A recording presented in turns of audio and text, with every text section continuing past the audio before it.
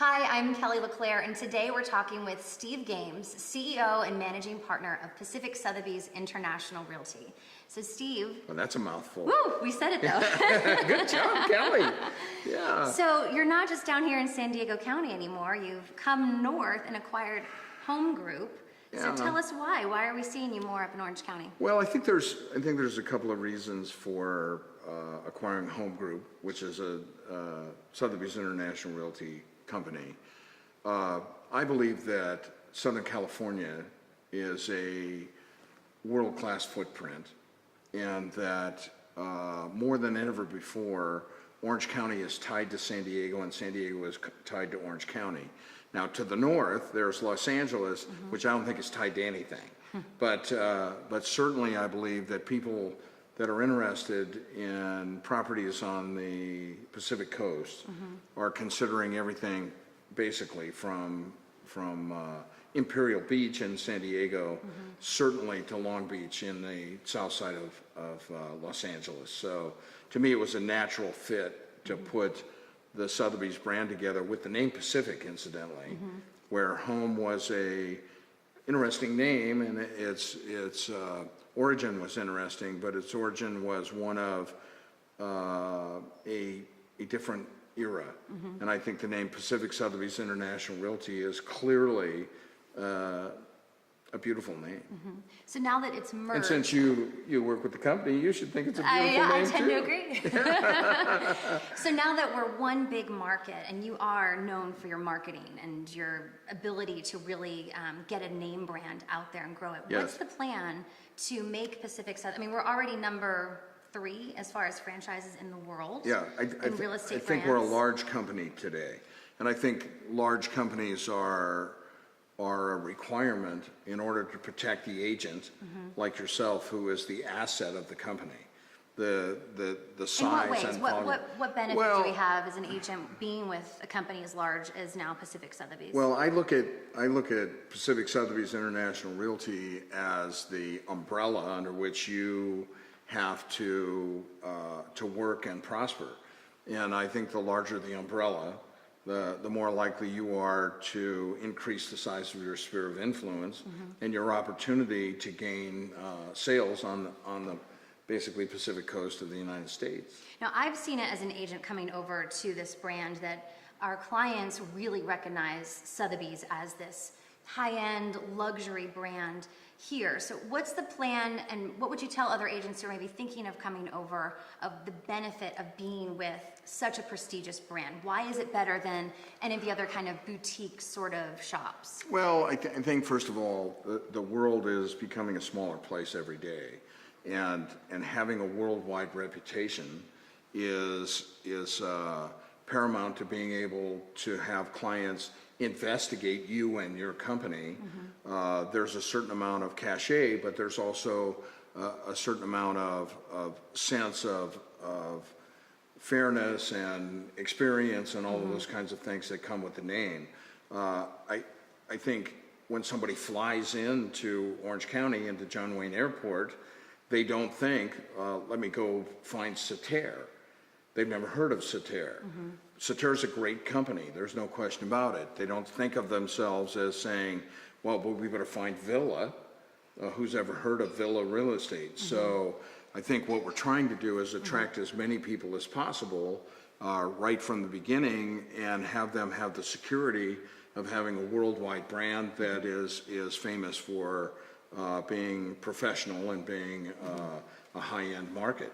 And another interesting thing that I've heard you say in one of our meetings is, yes, we're known for, the auction house and multi-million-dollar properties that our agents are selling, but we're not ignoring the lower sector of the market here either. So can you explain kind of how you approach everybody being on board? Yeah, I would say that if you look at the real estate business and you look at Southern California, how many times have you heard recently, Kelly, well, people can't afford to be in Southern California?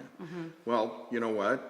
A person who is at the entry level in Southern California has made a choice to take a huge part of their income, right, and put it into their housing element.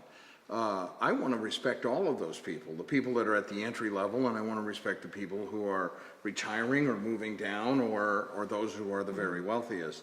So for me, what the brand says is that we have this very, very high brand standard, but that doesn't mean that we can't apply it down to every single person who believes in the American dream. So I don't want to alienate the first-time home buyer. I want the first-time home buyer to spend their whole life accelerating in their home buying purchase through you, the agent, who will respect them when they are first making their investment to their last investment. Great. And let's talk about agents for a little bit. When you came up to Orange County, one of the things that you were telling all of us is that the biggest asset of this acquisition was the people agents. and the agents. Make me believe that. Tell me why do you say that? You've repeated it over and over, and I believe you, but for people who maybe haven't heard you talk, haven't seen you in action, haven't seen you giving us your cell phone number if we have questions, explain that a little bit more. Well, look, brand, right, is a scenario that opens the door. And it opens the door to be interviewed, to take on somebody's most precious possession, which in my estimation is your home. Once the door is open, the agent has to take the responsibility of doing everything humanly possible to see that becomes a success story. So the agent is the person who has to do all the work. The brand just opened the door.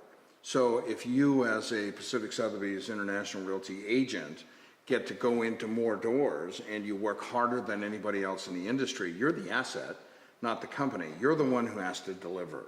The brand just simply is giving the opportunity for more people to be driven to have you do the job. I think it's really interesting. You know, I was implying earlier that somebody's flying from Chicago, they're not going to say, look, I've got to go find a little boutique real estate brokerage firm. They've never heard of it. So the agent becomes so responsible when we say that the brand standard is very, very high.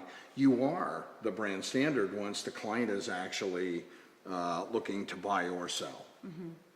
And now that you're in Orange County and you've been holding events and meeting agents, I've seen a lot of people come up to you and say, Steve, remember me? I used to work with you here, there, Prudential. What would you say to those agents who now are in Orange County and might have the opportunity to come back and work for you? You know, I'd say, did you enjoy the experience? Was the best part of your real estate life when you were in a company that was operated by myself and my partners? And the answer is oftentimes yes. And I think that one of the things that has happened in the large brands is that they're oftentimes faceless. And I think people are looking for, you know, being able to ask the question of the person who is actually responsible. And so franchise, and the fact that Pacific Sotheby's International Realty is a franchise, means that it has the worldwide exposure and the huge marketing umbrella, but it still has a face to its everyday operations in Orange County and in San Diego. And the face is looking at you. So there's no place to pass the buck to. If you have a client who wants a question answered, I believe you have my phone number in order to be able to pick it up and say, Steve, I really need to have this question answered. Can we do this? And the answer doesn't have to go back to the East Coast. It doesn't have to go around the world. It only has to go between you and me. And if you need me, I can be there in an hour. You've already been on listing appointments in Orange County, right? Yeah, absolutely. I go on listing appointments all the time, and I think that is so rare in terms of a company where the owner is actually going out and helping the agent, who is the asset, make the deal. A lot of smaller companies, the client is actually having to make a decision between one of the agents in a company and the owner of the company. I don't ever do that. I would never have had the success that I've had in life if I chose to continue to be a real estate agent operating a company. You can't do that. No. You can't serve both masters. Good. Don't go after listings in San Clemente against me. No, absolutely. And San Clemente is a place that from my perspective is one of the biggest benefactors of putting Yeah. Orange County and San Diego together, because I think people can make a decision to live in Carlsbad or to live in San Clemente, and I would like to make sure that when somebody is trusting in you, that you have a counterpart in Carlsbad or in any part of San Diego County that can help you literally deliver the very best property possible to your client. Yeah, working together for sure. Yeah, So yeah. one of the kind of rumors I'd love for you to dispel, I love rumors. oh good, is that, you know, your biggest claim to fame was building up Prudential and selling to Warren Buffett to become Berkshire Hathaway Home Services. According to who? Well, do you think you have a My bigger biggest accomplishment? claim to fame is my 2 daughters. Okay, But- well then I'll call it your Yeah. second. All right, and my beautiful wife. In the real estate world, Yeah. you're very well known for selling Prudential to Warren Buffett. Yeah. And so now you're coming up to Orange County. You've made Pacific Sotheby's International Realty number 3 in the world. So what would you say to the folks who say you're just coming in to build up a company just to sell it again? Well, I question whether they understand the economics of that, and I'd also question whether or not they understand what drove me to sell Prudential in the first place.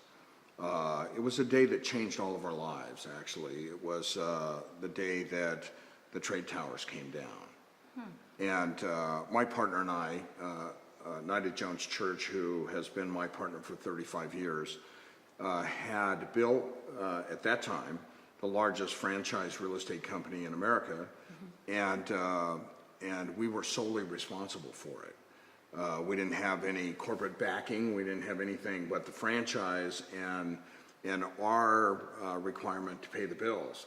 The bills were $11 million a month. Right? So as an individual, if what had happened, and it was planned, by the way, thank God for everybody who responded in America's need and time of need. If we had had a terrorist attack immediately following 9/11 on West Coast property, we would have separated the company. My opinion was that real estate would have died for months and months and months and months while we tried to reassess who we were and deal with the world terrorism problem. So what I did was I turned and said, look, we could lose the whole thing and all of the people who depend on us. See, the agents, as I have said, are the asset. They're also dependent on the company being a success, keeping the lights on and moving forward. So I thought, well, what if the real estate business dries up for 12 months? Who's going to be left? And my belief was that Warren Buffett had just saved, by the way, he had dictated in some ways what was going to happen with the American stock market. He actually told the stock market what to do and said that he would save the country if they would just listen to him. So I listened, and I reached out to him through several different sources and said, look, I have a beautiful company. I want to spend the rest of my life involved in this company. And Buffett had a track record of keeping the people that built the company in position. So I was trying to protect the asset, right? Interesting. And I was planning to work in that asset for the rest of my life. I did work very successfully for the Berkshire Hathaway organization for the next 5 years. In fact, increased the profitability and the size of the company. And then one day, at the end of my 5-year contract, they didn't want me anymore. You got ousted. Can you imagine what that felt like? Oh, man. And so I had to start a 5-year non-compete. So your plan was to stay on. My plan was to end my life, right, in my business life, and certainly maybe even my breathing life. I planned to be Prudential California Realty for the rest of my life, which was the company I built and Right. dreamed. They didn't feel that I was necessary, and when I don't feel necessary, I don't feel.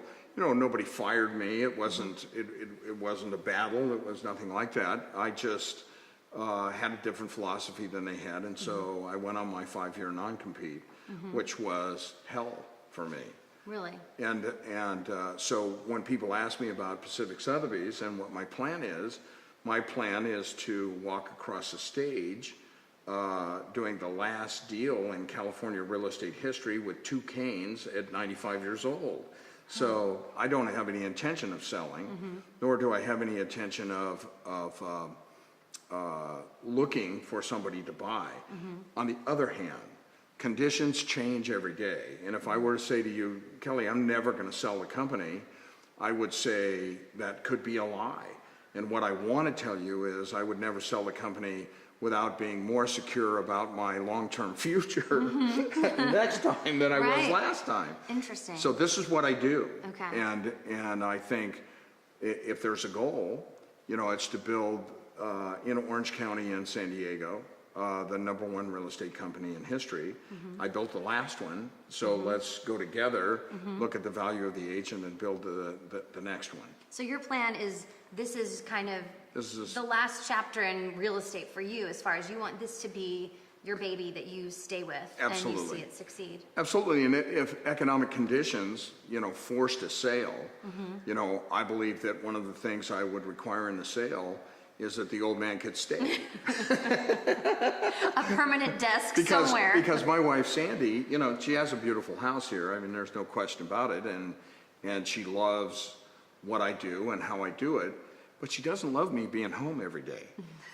You know, when my non-compete You're not allowed was to be up, retired. she was begging me to go back to work, along with my daughters. So I think it's in the blood, Yeah. and I want the love and respect that I get from real estate agents because I love and respect them.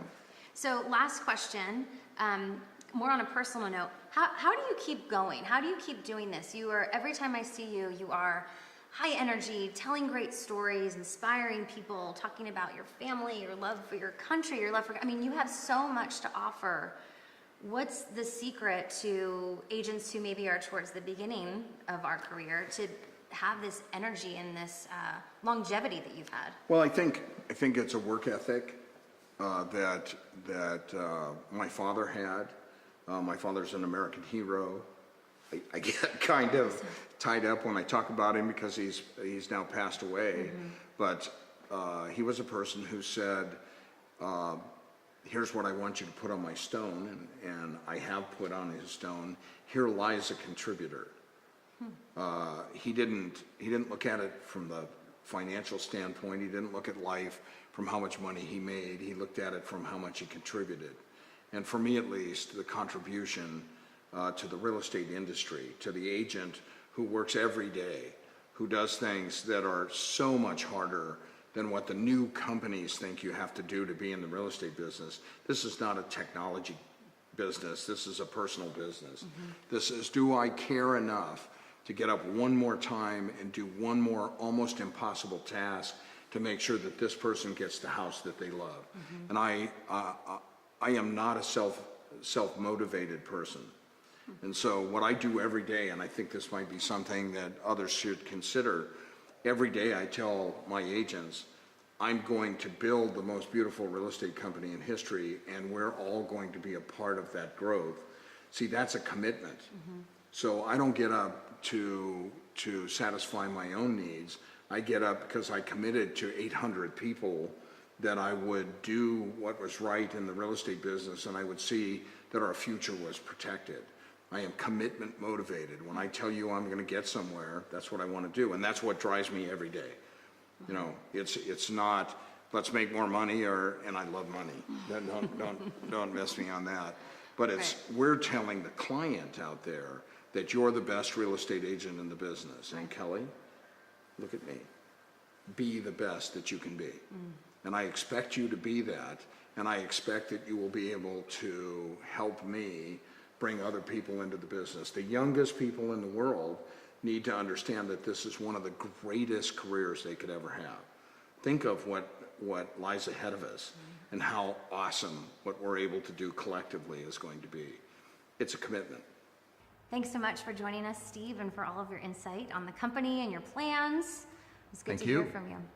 And if you'd like more information about Pacific Sotheby's International Realty, you can click on the link below.